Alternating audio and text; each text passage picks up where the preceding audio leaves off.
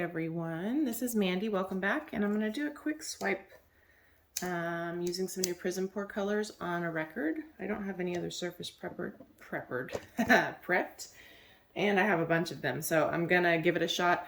I'm also using a record because I'm going to use some oopsie paint that I have from a long time ago that needs to be used, and I also just stirred it, so super dumb to paint with something that you've just stirred, but it's like a pale yellow color. I'm trying to get rid of some of the extra stuff that I bought. I also need to restock my Etsy shop, so I need to do a bunch of coasters and stuff, so I'm trying to use up some of this paint that I just have so much of everywhere. So let me show you the colors I'm going to use. I'm most likely going to use a heavy body Atelier interactive black cell activator. And I have a bunch of copper cell activator mixed up from a long time ago. And this is a mix of Atelier and Amsterdam, but I mean, it's been mixed up for a long time. So I may drizzle a little bit of that on there too, mostly because I need to use it up. And I probably wouldn't trust it by itself because of how old it is. So let me show you the colors we're going to use today. This is a new PrizmPour color. I have some other random paint on my spoon here. One second. This is called Mayan Gold. It's a really beautiful gold. So we're going to use that. And this one is Baltic Amber. So pretty. And this one is Ambrosia. It's just such a beautiful color. I had such a hard time trying to figure out what to use with these. I was going to use them on their own, but because they're all kind of warm colors, I wanted to have some contrast. So this one is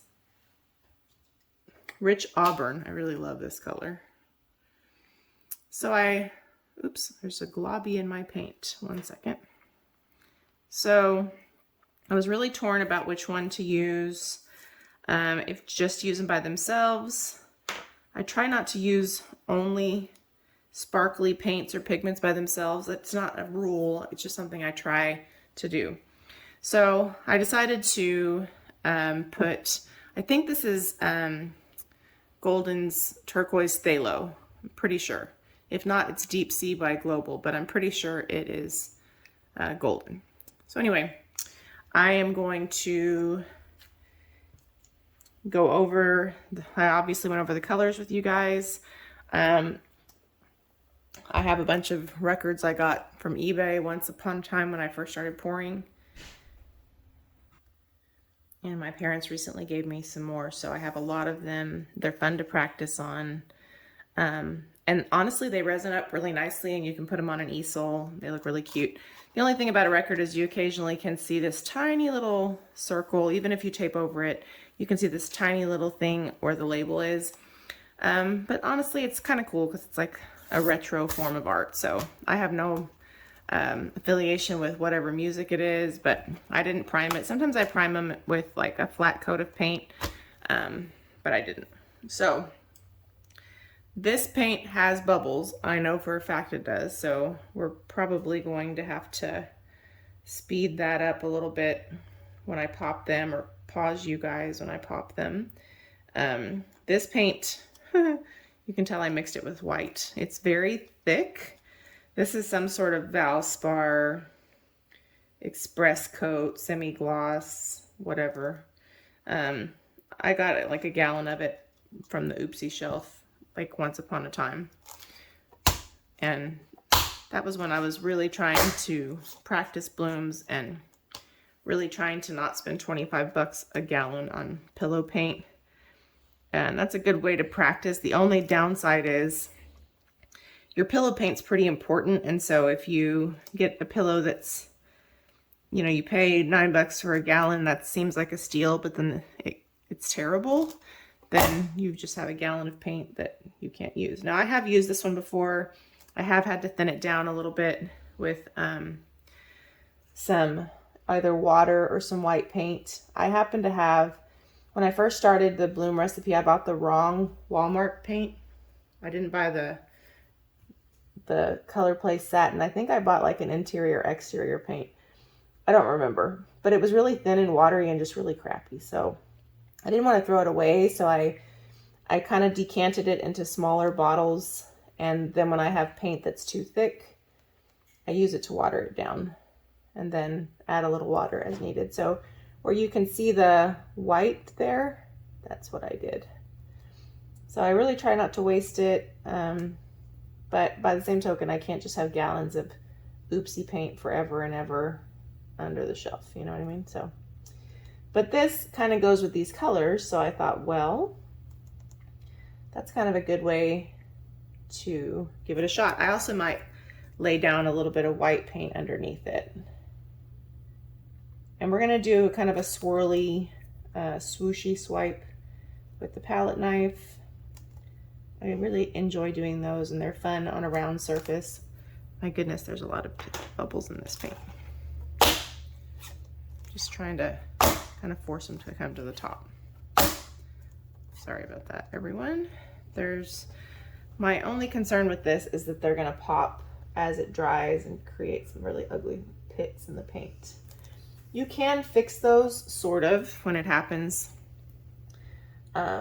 Just prefer to not have to do all that. And I could torch this, which is not recommended, but it's very thick as it is, so it might make it get a skin a lot faster. So I figured with all these records I have, this would be a fun way to try out colors, use up some of this paint. Like I said, they're really cute if you display them on like a little easel. You can also put them on the wall with like command strips and stuff. Some people like to turn them into clocks. I don't always turn them into clocks because it's a lot of extra work, and then if the person who wants the piece doesn't really want a clock, then they're kind of, you know, boxed into something. So anyway, but that's definitely something you can do, and I have done it before. Let me pop a couple of these bubbles and I'll be back. All right, I'm definitely gonna have a bubble nightmare. Sorry if you can hear my puppy dog walking and yawning. I am gonna put a little bit of Matisse titanium white down. I'm gonna kind of drizzle it on the bottom layer, just so we don't have nothing but that yellow come through. Tough, stop, sweetie. As soon as we start this, the dogs start licking their paws and walking around and, you know, all that jazz. I really should have made more white. One of my to-do items is to mix some paint. Just mix the white, and I don't use a lot of white in my puddles, and then I came up with some things that I would like to use it in my puddles for, so now I'm like, come on, now I gotta mix up more. Could have just made a bigger batch. Okay, I know that the colors I kind of want to be at the top are the rich Auburn, the Ambrosia, and the Phthalo Turquoise. So I'm gonna put Baltic Amber.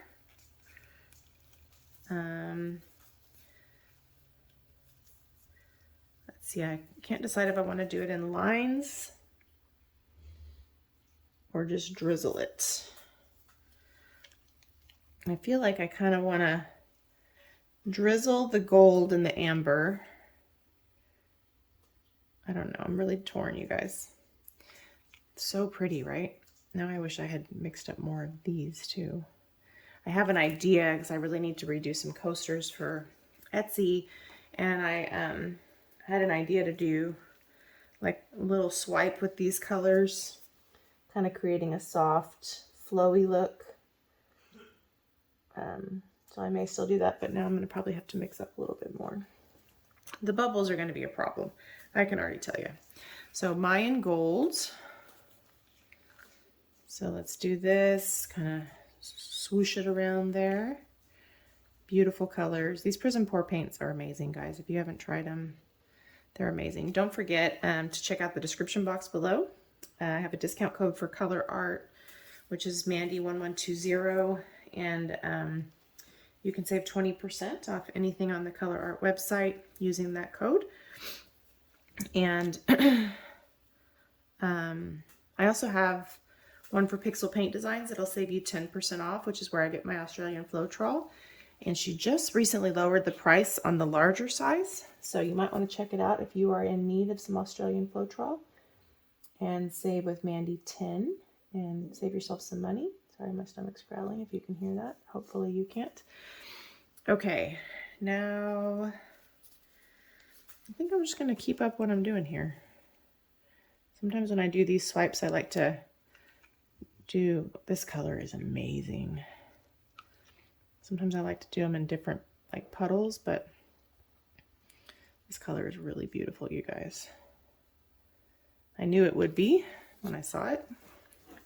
Now I'm going to want to mix up a whole bunch more of these. Now, Baltic Amber, Rich Auburn. I felt like this color and the Rich Auburn would look really nice with the Phthalo Turquoise kind of intermingled. So that was kind of the reason why I wanted to put them at the top. All the colors will show, but what you put toward the top obviously will have a lot more weight. Sometimes that's true of what you put at the bottom too. It just kind of depends on how much paint you put on. I always put too much, so it's not always true for me. So many bubbles. Oh well, here we go. Rich Auburn. So I'm going to try to slide that in where I don't have as much showing already. There we go. So pretty. They're beautiful colors. I have this idea, kind of a New Year's theme with some of these like metallic gold and coppery colors to do like a split base with black and white, or black and like a cream color, and in the middle do a negative space swipe with mostly these kinds of colors, kind of the gold hues, and maybe a little bit of Chantilly lace and some white. Thought that would be really elegant looking. I also thought it would be really cool to do that with the True Silver and the Platinum Rose, and a little bit of either a really deep charcoal, like Colourarte has a primary element called Winter Gray, I think, and it's like a gray, silverish gray, really pretty. Maybe a Payne's gray. I thought that those would be really cool together. So kind of the silverish family and then the goldish family. That was my thought process anyway. So I hope that you guys can tell what's going on in my brain here. Ooh. I hope that this blends well and doesn't just get to look like, you know, snakes of Phthalo Turquoise. That's my hope. I probably should put this on in a little bit more of a uniform way to avoid it looking like Phthalo Turquoise snakes of color. But even if it does do that, I think it will still look cool. So I find personally, if you use some regular acrylic paint toward the top, your color in the pour seems to pop a little bit more than if you use like all sparkly paint. Now, you should not do this at all. Whoa, my torch is stuck. But I did it anyway, just to help with a couple surface level bubbles. And we have a fierce amount of bubbles on here. Okay, I popped some of them, but they're not all popping. So I'm going to load my palette knife. So I'm using Atelier Interactive, which I get at Blick, and I have a link to Blick in the description box below. Most all my tube paints that are not Colourarte, I get from Blick. So people often ask, where do you get the Matisse and the Atelier and whatever? I get pretty much everything at Blick. It's my favorite regular art store. Jerry's Artarama is good too, but my favorite is Blick. And so I do have an affiliate link. If you shop through that, it just helps our channel. And they have really good deals. Like right now, I think they have free shipping over $45. But they have really cool deals at certain times of the year where you get a coupon back or whatever. And I'm a big fan of a coupon. So if you spend so much, you get like a promotion to use later. But that doesn't always happen, but it is cool when it does. Anyway, that's where I get them. I mix it with Australian Floetrol. I do have a mixing video for how I do my blooms in the description box also. So feel free to refer to that. I get a lot of questions about what ingredients I use, and they do fluctuate, but what I have in the tutorial is a good reference point. So I have it covered. All I'm going to do with this, because it's really old, the copper cell activator, is I'm just going to like lightly drizzle it, not in big sections, and it's also a little too thick, but just like lightly drizzle it. Ooh, that's not as light as I said. Just enough to use it up. I don't want to waste it. See, like that. And then I think I'm going to go opposite of the direction that I have the lines, sort of. So we're going to go like this.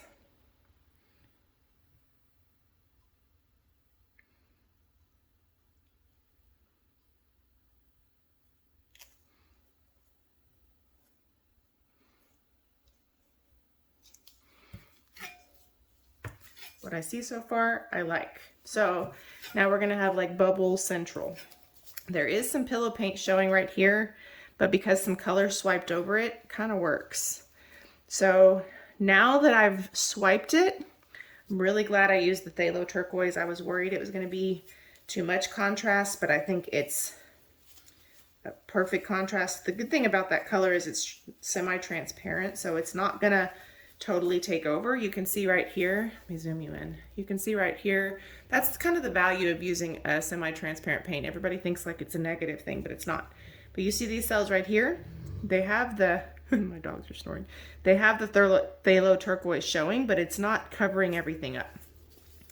A red black cell activator also would have been cool because it would be kind of a brown color. So this is the first time I've actually swiped with the Atelier Interactive Carbon Black. I love Atelier Interactive for cell activator for swipes. So I'm a fan. You see we have a mixture of colors, cells, big and small. Right here in the middle, we have a lot of cell activator, but the cells are still coming through. And you can see that the copper, because we put it on as the bottom cell activator, it's not the dominant color. In my experience, what you put on the very bottom of your palette knife is going to be the dominant color because it goes on last. And usually what you put like second to last will just sort of outline some of your cells. It won't really even be that noticeable most of the time. So that took me a while to figure out. I would watch people use two cell activators and I'm like, which one goes where and why, you know? So I kind of studied that and figured out through trial and error and through watching other people that that's kind of the consensus. At least it has been for me.